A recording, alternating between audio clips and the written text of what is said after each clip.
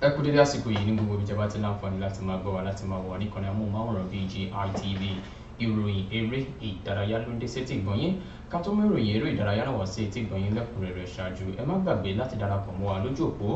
ìkànnì abánidọ́rẹ̀ẹ́ wa Facebook gbàgede ìmọ̀ Wùtàláwìyé Adébáyọ̀ lórí Instagram gbàgede ìmọ̀ _22 lórí YouTube bàbá gbàgede ìmọ̀ làǹjẹ́ lórí YouTube àyè sísílẹ̀ fún ìpolówó ọjà níkànnì amóhùnmáwòrán BGI TV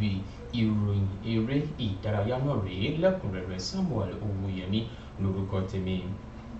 Ikọ̀ agbábọ́ọ̀lù obìnrin ti orílẹ̀-èdè Nàìjíríà tí ọjọ́ orí wọn wà lábẹ́ ọdún 17 Flamingos ni wọ́n ti gbá àmì ayò ẹyọ kọ̀ọ̀kan pẹ̀lú orílẹ̀-èdè Mexico níbi ìfẹsẹ̀wọnsẹ̀ ọlọ́rẹ̀ẹ́sọ̀rọ̀ èyí tó wáyé ní Santo Domingo ṣáájú ìdíje ife ẹ̀yẹ àgbáyé FIFA Under-17 Women's World Cup. Fadilat Abdulkarim ló kọ́kọ́ gbá gbọ́dọ̀ àkọ́kọ́ wọlé fún orílẹ̀-èdè Nàìjíríà ní ìṣẹ́jú 23 kí ikọ̀ agbábọ́ọ̀lù orílẹ̀-èdè Mexico tó dá padà lẹ́yìn ìṣẹ́jú 3. Àwọn ikọ̀ agbábọ́ọ̀lù méjèèjì ni wọ́n kọ̀ láti mì àwọn ní abala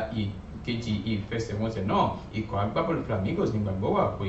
wọn yóò máa gbá ìfẹsẹ̀wọnsẹ̀ mìíràn láti lè ṣe ìgbáradì fún ìdíje ife ẹ̀yẹ àgbáyé náà dáadáa. Ẹni tí ń ṣe akọ́nimọ̀ọ́gbá wọn Bankole Olówókéré òun àti ikọ̀ Flamingos ni wọ́n ti kó sínú ìsọ̀rí kìíní níbi tí wọ́n ti yóò máa wà pọ̀ pẹ̀lú ikọ̀ agbábọ́ọ̀lù Dominican Republic, Ecuador àti New Zealand. Bákan náà ìfẹsẹ̀wọnsẹ̀ àkọ́kọ́ fún ikọ̀ agbábọ́ọ̀lù Flamingos ni yóò máa wáyé kojú ikọ̀ agbábọ́ọ̀lù New Zealand lọ́jọ́rú ọjọ́ 16 oṣù kẹwàá ọdún tí a wà yìí.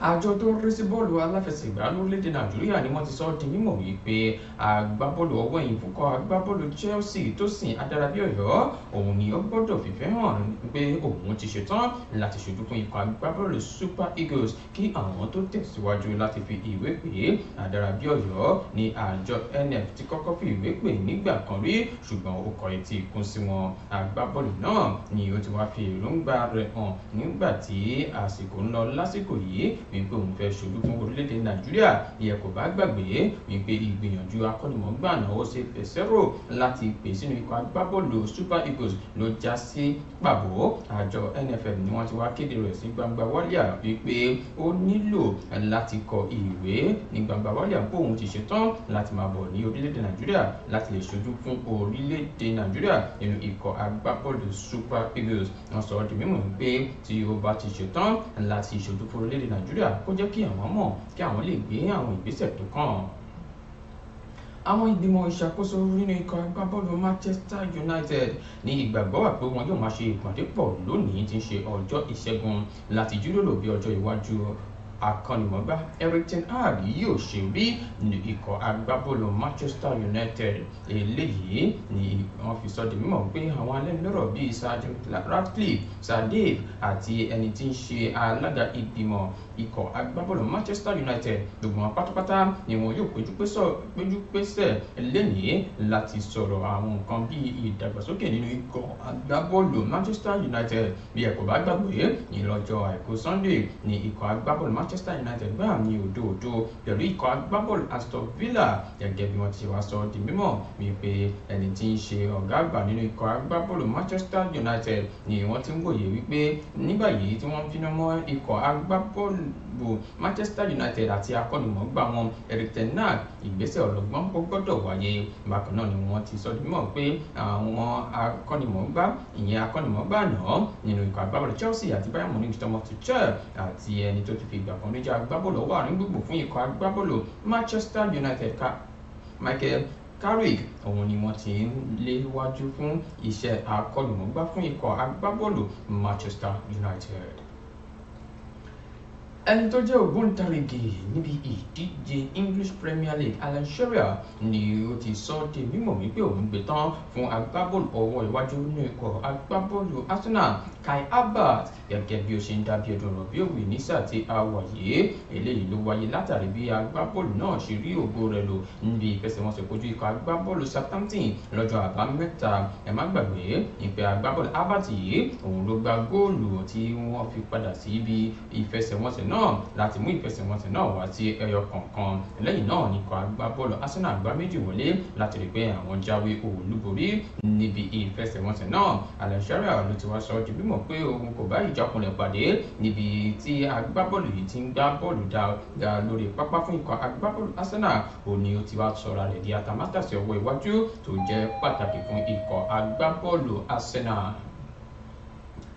Agbábọ́ọ̀lù ọwọ́ iwájú fún ikọ̀ agbábọ́ọ̀lù Barcelona Roberto Lewandowski òun ló ti kọrin ìyìn fún agbábọ́ọ̀lù lórí pápá ìyẹn balógun lórí pápá fún ikọ̀ agbábọ́ọ̀lù Portugal Cristiano Ronaldo ṣáájú ìfẹsẹ̀wọnsẹ̀ èyí tí yóò máa wáyé láàrin orílẹ̀-èdè méjèèjì náà níbi ìdíje FIFA International Break èyí tí yóò máa wáyé láàrin ọ̀sẹ̀ yìí. Lewandowski ni yóò máa léwájú fún ikọ̀ agbábọ́ọ̀lù orílẹ̀-èdè rẹ̀ Poland láti kojú ikọ̀ agbábọ́ọ̀lù Portugal níbi ìdíje ti àwọn orílẹ̀-èdè UEFA Nations League. Ìfẹsẹ̀wọnsẹ̀ náà ní ìgbàgbọ́ wà pé yóò máa wáyé ní ọjọ́ 12 oṣù kẹwàá ọdún tí a wà yìí ní pápá ìṣeré kan ní Warsaw. Ẹni tí ń ṣe agbábọ́ọ̀lù ọwọ́ iwájú nínú ikọ̀ agbábọ́ọ̀lù Poland ìyẹn Robert Lewandowski ló ti wá sọ di mímọ̀ pé òun gbáradì fún ìfẹsẹ̀wọnsẹ̀ náà. Bákan náà ni òun gbé tán fún Cristiano Ronaldo torí ó ti ṣe àṣeyọrí púpọ̀ nínú ìrìnàjò bọ́ọ̀lù aláfẹsẹ̀gbá àti wípé ipa rere rẹ̀ kò lè parẹ́ nínú ìwé ìtàn bọ́ọ̀lù aláfẹsẹ̀gbá. Ẹni tí ó jẹ́ ògo àgbáyé tó ti fi ìgbà mẹ́jọ ọ̀tọ̀ọ̀tọ̀ gba àmì ẹ̀yẹ Ballon d'Or tó ń gbá bọ́ọ̀lù jẹun lọ́wọ́ yìí nínú ikọ̀ agbábọ́ọ̀lù Inter Miami. Lionel Messi òun ni ó ti kọ̀wé ìdágbére èyí tí ó dùn púpọ̀ sí ẹni tí wọ́n ti jọ jẹ́ akẹgbẹ́ tẹ́lẹ̀ rí nínú ikọ̀ agbábọ́ọ̀lù Barcelona Inesta gẹ́gẹ́ bí ó ṣe ṣèpinnu láti fi àdàgbà ètò rọ̀ lágbo bọ́ọ̀lù aláfẹsẹ̀gbá pẹ̀lú bí ó ṣe kéde rẹ̀ lójú òpó abẹ́yẹfò Twitter X-ray ní pé òun yóò máa fi ìkígún ìrìnàjò bọ́ọ̀lù aláfẹsẹ̀gbá lẹ́ni ogójì ọdún. Agbábọ́ọ̀lù àná fún ikọ̀ agbábọ́ọ̀lù orílẹ̀-èdè Spain ìyẹn Inesta ló gbá góòlù àṣeyọrí wọlé fún ikọ̀ agbábọ́ọ̀lù rẹ̀ Spain níbi ìdíje ife ẹ̀yẹ àgbáyé ti ọdún 2010. Bákan náà ló gba ife ẹ̀yẹ méjì ti European Championship pẹ̀lú ikọ̀ agbábọ́ọ̀lù orílẹ̀-èdè Spain nípa ti ìpele ikọ̀ agbábọ́ọ̀lù rẹ̀ ìyẹn Barcelona ó ṣojú fún wọn fún ìgbà púpọ̀ níbi tó ti gba ife ẹ̀yẹ La Liga nígbà 9 tó sì gba UEFA Champions League fún ìgbà 4 ọ̀tọ̀ọ̀tọ̀. Inesta ló ṣe bẹ́ẹ̀ kúrò nínú ikọ̀ agbábọ́ọ̀lù Barcelona lọ sí orílẹ̀-èdè Japan nínú ikọ̀ agbábọ́ọ̀lù Mexico ní ọdún 2018 kó tó tún wá fi bẹ̀rẹ̀ lọ sí ikọ̀ agbábọ́ọ̀lù kan ní orílẹ̀-èdè United Arab Emirates. Inesta ni ó ti sọ di mímọ̀ pé tó máa fi di ọjọ́ 8 oṣù kẹwàá òun yóò máa fi àdàgbà ètò rọ̀ lágbo bọ́ọ̀lù aláfẹsẹ̀gbá. Messi tó wá bọ́ sójú òpó Instagram rẹ̀ ló ti sọ di mímọ̀ wípé òun gbé tán fún agbábọ́ọ̀lù yìí látàrí bí ó ṣe ṣe ìpinnu yìí àti pé gbogbo ìgbà táwọn fi jọ wà nínú ọkọ̀ agbábọ́ọ̀lù Barcelona òun kò lè gbàgbé àwọn ìgbà tí wọ́n jọ gbá bọ́ọ̀lù pẹ̀lú ara wọn. Bí ó ti mọ rèé fún ìròyìn eré ìdárayá láti kọrin amóhùnmáwòrán BGR TV ká tó máa lọ ẹ má gbàgbé láti darapọ̀ mọ́ wa lójú òpó ìkànnì abánidọ́rẹ̀ wa Facebook gbàgede ìmọ̀ Mùtàláwìyé Adébáyọ̀ lórí Instagram gbàgede ìmọ̀ _22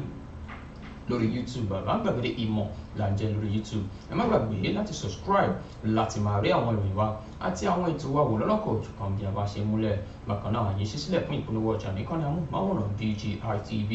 Ìròyìn eré ìdárayá kò ní jù báyìí lọ. Samuel Owóyẹmí lórúkọ tèmi. Ire o, ilẹ̀ kàbìtì.